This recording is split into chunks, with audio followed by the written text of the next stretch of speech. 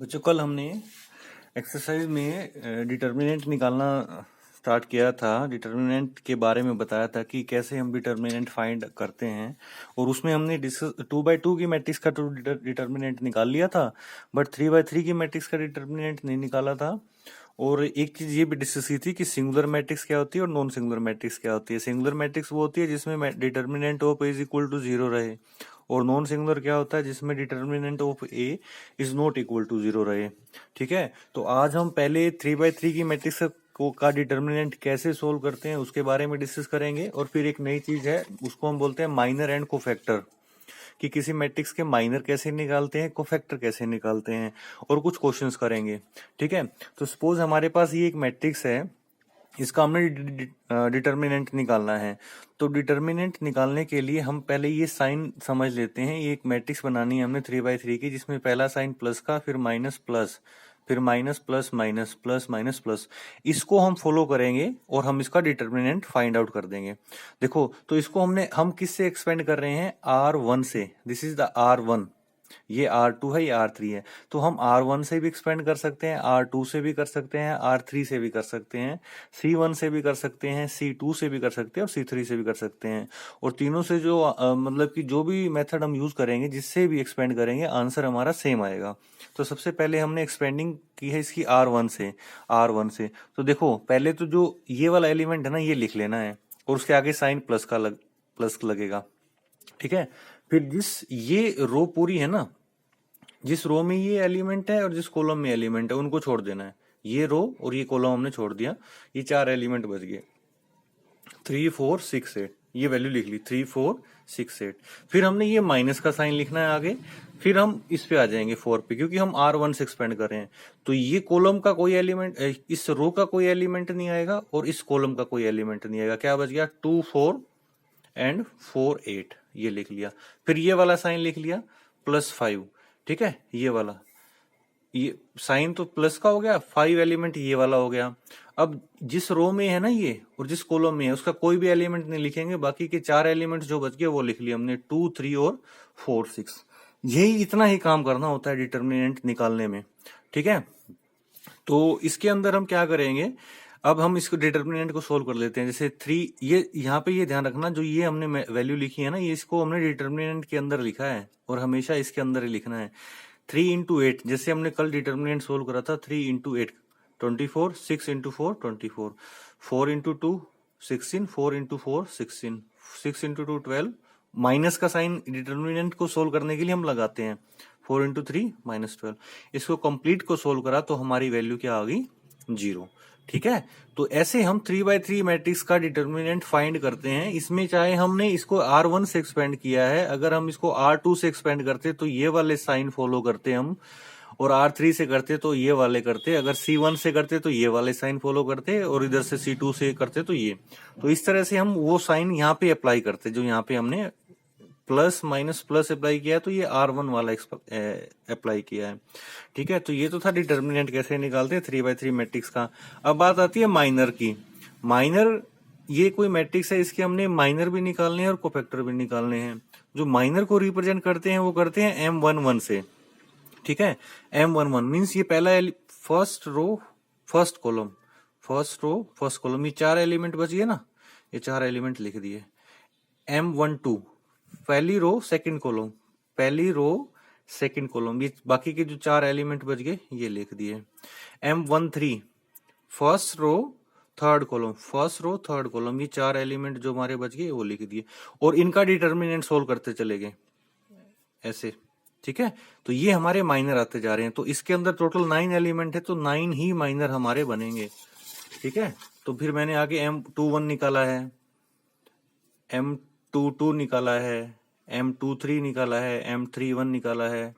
ठीक है, और M32 तो हमने ये M11 और से लेके M33 तक टोटल 9 माइनर्स मैट्रिक्स के बनते, जितने एलिमेंट होते हैं उतने ही माइनर होते हैं। ये सारे हमने निकाल लिए, और ये वैल्यू यहाँ पे लिख ली।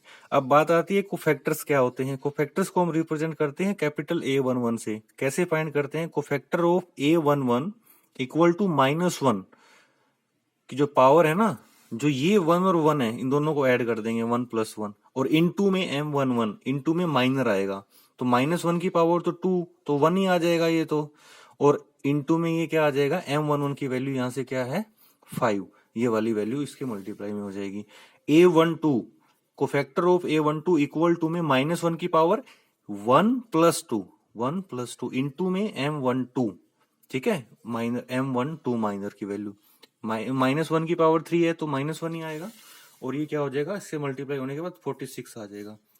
a13 cofactor of a13 equal to में -1 रेज़ टू पावर 1 + 3 इनटू में m13, और m13 की क्या वैल्यू है 35 आ जाएगा।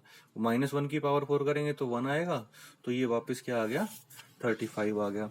तो इसी तरह से हमने कोफैक्टर भी आगे की वैल्यू और भी निकालने हैं, जैसे a21 निकाल लिया, a22, a23, a31, ठीक है। तो इस तरह से ये सारे इसके कोफैक्टर आ गए। तो हमने माइनर भी निकाला और कोफैक्टर भी निकाला। मैं एक बार रिपीट कर देता हूं कि माइनर और कोफैक्टर कैसे निकालते हैं। जैसे m11 है, फर्स्ट रो फर्स्ट कॉलम के एलिमेंट नहीं लिखने, बाकी के जो 4 एलिमेंट हैं वो लिख देंगे। m12 first row second column, जो एलिमेंट बच गए 4, 7, 6, -1, और उसका डिटर्मिनेंट सोल्व कर देंगे। कोफैक्टर भी ऐसे ही करना है, सिर्फ क्या करना है -1 की पावर करते चले जाना है, जो यहाँ पे 1 लिखा है, इनटू में m11 कर देना है, ठीक है। इसको हम सोल्व करते हुए चले जाएंगे और हमें माइनर और कोफैक्टर के बारे में पता लग जाएगा, ठीक है। अब हम करते हैं एक्सरसाइज का हमारा 4th क्वेश्चन है। जैसे कि आप देख पा रहे हैं 4th क्वेश्चन, ये इसमें दिया हुआ find the value of x so that the given matrix is singular. ये मैट्रिक्स सिंगुलर है, तो हमने इसकी x की वैल्यू निकालनी है। मैं ये वाला क्वेश्चन ले रहा हूं, तो इसका डिटर्मिनेंट इक्वल टू 0 दे रखा है, मीन्स दे नहीं रखा, सिंगुलर बोल रखा है, तो नेचुरल है कि उसका डिटर्मिनेंट इक्वल टू 0 होगा। तो इस मैट्रिक्स का डिटर्मिनेंट इक्वल टू 0 लिखा। एक्सपेंडिंग बाय r1 मीन्स इससे हमने कौन सा साइन फॉलो करना है, plus minus plus minus plus minus plus minus plus, means r1 से एक्सपेंड कर रहे हैं तो ये वाला साइन फॉलो होगा। यहाँ पे पहला एलिमेंट क्या है 1 लिख लिया, उसके आगे साइन प्लस लिख दिया, ये रो ये कॉलम, ये 4 एलिमेंट बच गए, ये लिख लिए, माइनस ये वाला माइनस, फिर ये जो एलिमेंट है -2, ये जिस रो में है वो रो के कोई भी एलिमेंट नहीं लिखना, जिस कॉलम में है उसका भी कोई एलिमेंट नहीं लिखना, जो बाकी के एलिमेंट बच गए 1x और 1 3, फिर प्लस वाला साइन, फिर यहाँ से 3, क्योंकि r1 से एक्सपेंड कर रहे हैं, ये वैल्यू इक्वल टू में 0। फिर हमने इसका डिटर्मिनेंट सोल्व करा 2/2 का, जैसे करते हैं 2 × 3 6 -2 आएगा, लेकिन एक माइनस हम डिटर्मिनेंट को सोल्व करने के लिए लगाते हैं, वो वाली वैल्यू हो जाएगी। सोल्व करने के बाद इक्वल टू 0 इसलिए लिखा है क्योंकि ये सिंगुलर मैट्रिक्स दे रखी है, ओके। अगर ये सिंगुलर नहीं होती तो हम इक्वल टू 0 नहीं रख सकते। तो इस तरह से हमने क्या कर लिया, इसमें x की वैल्यू फाइंड आउट कर ली। अब हमारा इसमें 5th क्वेश्चन है। 5th क्वेश्चन में क्या है, ये 1abc 1bca 1cap, तो इसमें क्या है, इसका डिटर्मिनेंट फाइंड करना है एक, तो दूसरा इसके कॉलम के माइनर फाइंड करने हैं। इस कॉलम के मतलब कि m, जब हमारी जो मैट्रिक्स बनती है वो ऐसे बनती है a11 a12 a13 a21 a22 a23 a31 a32 a33। इसी तरह से अगर माइनर निकालना है तो m हो जाता है a की जगह पे, ठीक है। तो m11 हमने अब इसके माइनर निकालने हैं, इसके तो क्या करेंगे, ये जो साइन लगा है ना ट्रायंगल का, ये भी एक माइनर इसको डिटर्मिनेंट को रिप्रेजेंट करता है। कई बार हम ये लिख देते हैं डिटर्मिनेंट को, और ये भी एक डिटर्मिनेंट का ही साइन होता है। तो the minor of first column m11, पहला रो पहला कॉलम, तो ये 4 एलिमेंट बच जाएंगे, ये चारों लिख लिए और उनका डिटर्मिनेंट सोल्व कर दिया मल्टीप्लाई करके, पहले इसकी मल्टीप्लाई माइनस में इसकी मल्टीप्लाई। फिर m21 मतलब कि सेकंड रो फर्स्ट कॉलम, तो ये ऊपर वाला और ये वाले 2 एलिमेंट बचे वो लिख लिए, उनकी मल्टीप्लाई कर दी, डिटर्मिनेंट सोल्व कर दिया। ऐसे ही m31 करके भी सोल्व कर दिया। तो सिमिलरली तो कोफैक्टर निकालने हैं, तो वो तो बहुत इजी है। a11 -1 की पावर 1 + 1 इनटू में m11, -1 ये निकालने के लिए हम लगाते हैं। कोफैक्टर निकालने का आप ये कह सकते हो कि एक मेथड है, और उसकी पावर ये जो 1 होता है वही 1 + 1 होता है, ठीक है। और इनटू में m11 की वैल्यू ये आई थी। a21 -1 की पावर 2 + 1 इनटू में m21, ये 21 भी ये वाला सेम रहेगा जो a21 वाला था सभी में। तो ये इसकी पावर -1 की पावर 3 है, तो ये -1 हो जाएगा इनटू में दिस वैल्यू। इसी तरह से a31 -1 रेज़ टू पावर 3+1, 3+1 तो ये तो 3+1 तो 4 ही हो जाएगा, तो ये तो प्लस का रहेगा। और M23, M भी ये 3 1 ही आएगा, M3 1, क्योंकि 3 1 का निकाल रहे हैं ना, तो A² C माइनस में B² C। तो इस तरह से हमने ये क्या निकाल लिया, इसका कॉलम के माइनर और कोफैक्टर निकाले हैं। सिर्फ किसके, क्योंकि उसमें स्पेसिफिक किया था कि इस क्वेश्चन के अंदर right the minor and cofactor of each element of the first column of the matrix. First column के माइनर कोफैक्टर निकालने हैं एंड इवेलुएट द डिटर्मिनेंट, और इसका डिटर्मिनेंट भी हमें फाइंड आउट करना है। तो इसका डिटर्मिनेंट भी हम फाइंड कर देते हैं। ये डिटर्मिनेंट का साइन लगाया, इसको मैंने R1 से एक्सपेंड करा है, वही ये साइन फॉलो करे हैं, प्लस माइनस प्लस वाले, पहले प्लस फिर माइनस फिर प्लस, ये वाली वैल्यू 1 A और BC, और इसको सोल्व करा है, इसकी मल्टीप्लाई करके हमारी वैल्यूज आ गई है। ये डिटर्मिनेंट की वैल्यू है। अब एक्सरसाइज में क्या रह गया है, एक्सरसाइज का हमारा ये देखो, ये 7th क्वेश्चन है, इवेलुएट करना है, सभी में डिटर्मिनेंट को सोल्व करना है और कुछ नहीं है। ये ट्रिग्नोमेट्री का पार्ट दे रखा है, तो ट्रिग्नोमेट्री की थोड़े से फॉर्मूले यूज होंगे, उससे हमारा ये सोल्व हो जाएगा।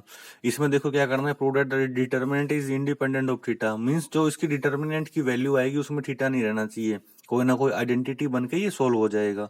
इसमें देखो क्या लिखा हुआ है, find the value of x, x की वैल्यू निकालनी है, डिटर्मिनेंट ऑफ ए वेनिशेस। इसका वेनिशेस का मतलब होता है कि इसका जो डिटर्मिनेंट है वो इक्वल टू 0 है, मींस डिटर्मिनेंट ऑफ जो ए है वो सिंगुलर मैट्रिक्स है। इसमें देखो लास्ट वाले क्वेश्चन में ए दे रखा है, then show that 3A equal to में 27A। तो पहले आप ए मैट्रिक्स को 3 से मल्टीप्लाई कर लो, इस हर एक एलिमेंट को 3 से मल्टीप्लाई कर लेंगे, फिर उसका डिटर्मिनेंट निकालेंगे, जैसे हम एक्सपेंडिंग बाय R1 करके, फिर एक बारी ए का डिटर्मिनेंट निकालेंगे, खाली इस मैट्रिक्स का डिटर्मिनेंट निकाल लेंगे और उसको 27 से हम मल्टीप्लाई कर लेंगे, और हम चेक करेंगे कि जो वैल्यू आती है क्या वो सेम आती है। अगर क्या सेम नहीं आती है तो मे बी 100% है कि दोनों की वैल्यू सेम ही आएगी, और ये वेरीफाई हो जाएगा, क्योंकि हमने ये शो करना है। ठीक है, और यहाँ पे हमने अब 3/3 के तो माइनर और कोफैक्टर निकाल लिए।